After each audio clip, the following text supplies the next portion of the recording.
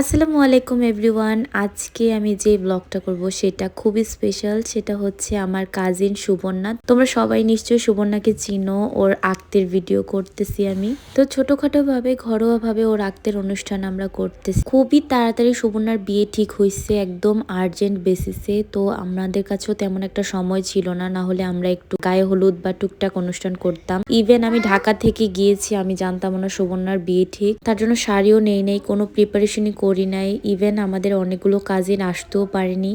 তো যেহেতু এখন আক্ত, তো তার জন্য এখন এত প্রিপারেশন ছিল না। তো বিয়ের আগের দিন মানে হলুদের দিন আমরা সুবর্ণার হাতে মেহেদি দিয়ে দিচ্ছিলাম।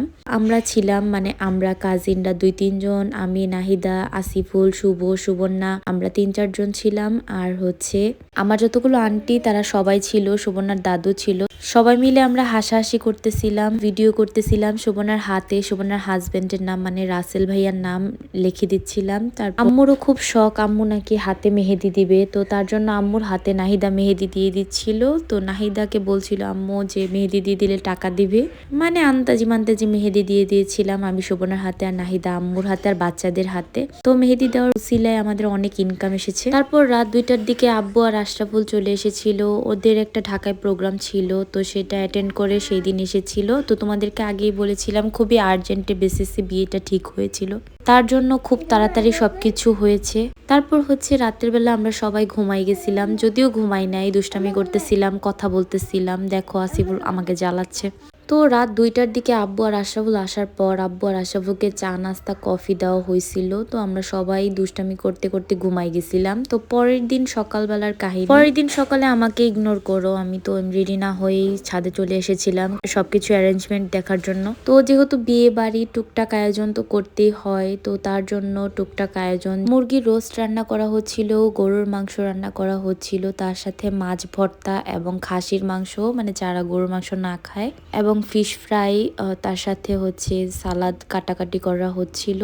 এই সব অ্যারেঞ্জমেন্ট আমরা নিজেরাই করতেছিলাম, মানে আমরা আন্টিরা বা রুবি আন্টির প্রতিবেশীরা, মানে আন্টির প্রতিবেশীরা। রান্নাবান্নার জন্য বেস্ট হচ্ছে সুবর্ণার চাচু, মানে উনি একাই সব রান্না করেছিল। তো খাবারগুলো এত মজা হয়েছিল, অনেক মজা হয়েছিল। তো ছোট করে অনুষ্ঠান করতে গিয়েও প্রায় আমাদের মনে হয় 80 থেকে 90 জন মানুষের মতো অ্যারেঞ্জমেন্ট করতে হয়েছিল, যেহেতু আত্মীয় স্বজন অনেক বড়, মানে অনেক বেশি, তো তার জন্য একটু বড় করেই করতে হয়েছিল। যদিও আক্তের প্রোগ্রাম, তো এত মানুষের আয়োজন, তো একটু সময় তো লাগবেই। তো সবাই আম্মু আন্টিরা মামারা সবাই মিলে, সুবর্ণার চাচু, সুবর্ণার ফুফু, তো সবাই মিলে অ্যারেঞ্জমেন্ট করতেছিল। তো আমার দাদু এসেছিল, তো আমার দাদুকে এই ভিডিওতে আমি কয়েকবার দেখাচ্ছি। তো তোমরা সবাই আমার দাদুর জন্য দোয়া করবা। তো সবকিছু অ্যারেঞ্জমেন্ট করা হচ্ছিল। তো এর মধ্যেই অনেকেই কল দিতেছিল, কনা কল দিতেছিল, আশিক ভাই কল দিতেছিল, বা সবাই দূর থেকে আসতেও পারবে না। আর খুবই আর্জেন্ট বেসিসে বিয়ে যেহেতু ঠিক হয়েছিল, তো তার জন্য আমরা অত বেশি আয়োজন করতে পারিনি। তো তারপর হচ্ছে সুবর্ণাকে সাজানোর পালা। তো সুবর্ণার এক প্রতিবেশী আন্টি ছিল যিনি টুকটাক পার্লারের কাজ করতো, তো উনি সুবর্ণাকে সাজিয়ে দিয়েছিল। তো সুবর্ণার সাজ অনেক বেশি সুন্দর হয়েছে। তোমরা সবাই সুবর্ণাকে দেখে মাশাল্লাহ অবশ্যই বলবা। তো আমার আন্টি খুবই কান্না করে, মানে উনি খুব কান্না করতে পছন্দ করে। তো আমরা ভাবতেছিলাম যে সুবর্ণা সাজুগুজু করার পরে আমরা আন্টিকে দেখাবো সুবর্ণার লুক। তো সুবর্ণা আন্টি তো দেখার সাথে সাথে কান্না করে দিতেছিল। মাশাল্লাহ ওনার মেয়েকে অনেক সুন্দর লাগতেছিল। Reaction video. মাশাআল্লাহ মাশাআল্লাহ, আন্টি কাঁদতেছে। দাদু কেমন লাগতেছে? মাশাল্লাহ সুবর্ণাকে অনেক সুন্দর লাগতেছিল, সবার কাছে যে সালাম করতেছিল। তো এই ফাঁকে আমিও কিছু কিছু ভিডিও ক্লিপ করে নিলাম। এতটা সুযোগ পাইনি ভিডিও করার, তারপরেও কিছু কিছু করে নিয়েছি তোমাদের জন্য, মানে তোমাদেরকে দেখানোর জন্য। তারপর সুবর্ণার কিছু সিঙ্গেল ভিডিও ক্লিপও করলাম, ও সেগুলো ওর কাছে রাখবে, কিন্তু আমি আমার ব্লগে দিয়ে দিয়েছি। তো তারপর সুবর্ণাকে আমি কয়েকটা ভিডিও ক্লিপ করে দিচ্ছিলাম। সুবর্ণা একটু ঢং করতেছিল আর আমাকে বলতেছিল আপু তুমি আমাকে ডিস্টার্ব করো না। মানে এর মধ্যে সুবর্ণার যে হাজবেন্ড সে ভিডিও কল দিয়েছিল, মানে রাসেল ভাইয়া। তো ভাইয়া যেহেতু দেশের বাইরে, ও বাই দ্য ওয়ে তোমাদেরকে একটু পর একটা মজার কথা বলবো, যেটা এখন বলবো না। তো তারপর হচ্ছে আমরা সবাই, মানে আমি, নাহিদা, সাউদা, ইবা, মরিয়ম, আমরা সবাই হালকা একটু টাচ আপ করে রেডি হয়ে বাইরে। তো এখানে একটা সরিষা ক্ষেত বাগান ছিল, তো আমরা সবাই গিয়ে সরিষা ক্ষেতে বাগানে কিছু পিকচার তুলে আসলাম। যেহেতু সুবর্ণাকে বের হতে দিবে না, তো আমরা সবাই মিলে কিছু ছবি তুলে এসেছি।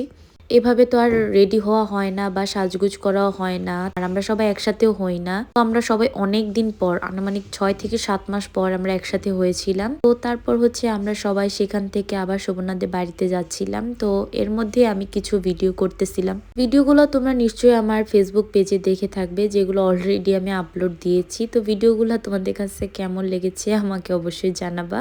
তো আমরা রমণীগুলা ঢং ঢং করতেছিলাম। তো এই সুযোগে সুবর্ণার হাজবেন্ডের সাথে কিছুক্ষণ কথা বলতেছিল। তো এর মধ্যে সুবর্ণা আমাদেরকে কল দিয়ে ফেলেছিল যে আমরা কোথায় আছি। তো বাড়ি থেকে আমাদেরকে কল দেওয়া হচ্ছিল, কারণ সুবর্ণা শ্বশুরবাড়ির মানুষ সবাই এসে পড়েছিল এবং সবার খাওয়া শেষ। তো তারপর আমরা খেতে বসেছিলাম। তো সুবর্ণার চাচু রান্না করেছিল, মানে ইভা মরিয়মের আব্বু। তো খাবার ছিল, অনেক মজা হয়েছিল সবকিছু। তো তারপর হচ্ছে আমরা সুবর্ণাকে নিয়ে একটা ভিডিও করব। তো ভিডিওটা তোমরা অবশ্যই আমার পেজে দেখে থাকবে। তো আমি এটা অলরেডি আপলোড দিয়েছি। তো সুবর্ণাকে কেমন লাগতেছিল তোমরা সবাই কমেন্টে অবশ্যই জানাবা, আর সুবর্ণার জন্য তোমরা সবাই অনেক দোয়া করবা। তো ভিডিও করা শেষে যে কাঙ্ক্ষিত মোমেন্ট, যেটার জন্য আমরা এতক্ষণ ওয়েট করতেছিলাম, যেটা হচ্ছে সুবর্ণার বিয়ে জন্য সুবর্ণাকে রেজিস্ট্রি করা হচ্ছিল, সেজন্য সুবর্ণার নাম লিখতেছিল। এখানে হচ্ছে ভাইয়ার নামটা লেখা হয়নি, কেন লেখা হয়নি সেটা আমি তোমাদেরকে একটু পরে বলবো। তারপর হচ্ছে সুবর্ণার যে ছোটবেলার হুজুর ছিল, যিনি সুবর্ণাকে ছোটবেলায় পড়াতো, আরবি পড়াতো, তো উনি সুবর্ণার বিয়ে পড়িয়েছিল। এদিকে সুবর্ণাকে কবুল বলার জন্য তাগদা দেওয়া হচ্ছিল, কিন্তু সুবর্ণা বলতেছিল না আর কান্না করতেছিল কন্টিনিউয়াসলি। আন্টি সুবর্ণাকে বুঝাচ্ছিল, আম্মু বুঝাচ্ছিল সমস্যা নেই। ওই রুমে যেহেতু সকল মুরব্বী মানুষ ছিল, যেতে দেওয়া হয়নি। তো আমরা ওই রুমে যাই নাই, ব্যাপারটা একটু খারাপ দেখায়। তো সুবর্ণাকে কবুল বলা হচ্ছিল। তো সুবর্ণা অনেক কষ্টে অনেকক্ষণ পর কবুল বলেছিল, তো যেটার ভিডিওটা আমি তোমাদেরকে দেখাচ্ছি। নামাজের সময় দিতে থাকা পরে খেয়াল আবার দাঁড়ায় যাবো মসজিদ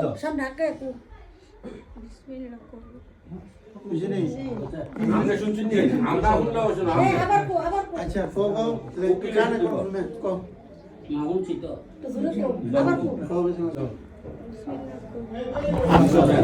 তারপর হচ্ছে সুবর্ণার যে হাজবেন্ড ছিল ভাইয়াকে, এই রুমের মধ্যে অনেক বেশি মুরব্বী মানুষ ছিল, যেহেতু আক্ত, তো সকল মুরব্বী মানুষ এসেছিল সুবর্ণার শ্বশুরবাড়ি থেকে। তো ওদের সামনে সুবর্ণার হাজবেন্ডের বিয়ে পড়ানো হচ্ছিল। ইতিমধ্যে ভাইয়াও কবুল বলে দিয়েছিল। তো আলহামদুলিল্লাহ সুবর্ণার বিয়ে হয়ে গেছে। ফাইনালি আমাদের কাজিন গ্রুপের মধ্যে দুইজনের বিয়ে কমপ্লিট। তো ভাইয়াকে আমি দেখাচ্ছিলাম। আর এখানে ইন্টারেস্টিং ফ্যাক্ট সেটা হচ্ছে ভাইয়া সৌদি আরব, আর সৌদি আরব থেকে ফোনে বিয়ে করানো হয়েছিল। ওই দিক থেকে ভাইয়া কবুল বলেছিল, মানে ভাইয়াদের সামনেও একটা হুজুর ছিল।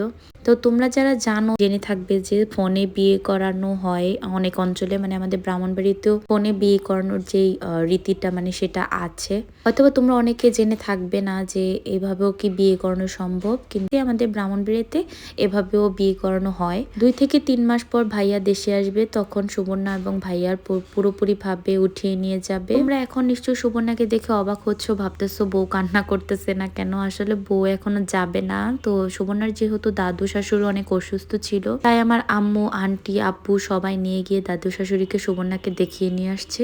ভাইয়া আসলে সুবর্ণা একবারে ওর শ্বশুর বাড়িতে যাবে। তো সুবর্ণার আক্তের ভিডিওটা তোমাদের কাছে কেমন লেগেছে আমাকে অবশ্যই জানাবা, আর সুবর্ণার জন্য তোমরা সবাই অনেক অনেক দোয়া করবা। আল্লাহ হাফেজ। আজকের ভিডিওটা এই পর্যন্তই। সবাই অনেক অনেক ভালো থাকবা, সুবর্ণার জন্য অনেক দোয়া করবা। টাটা।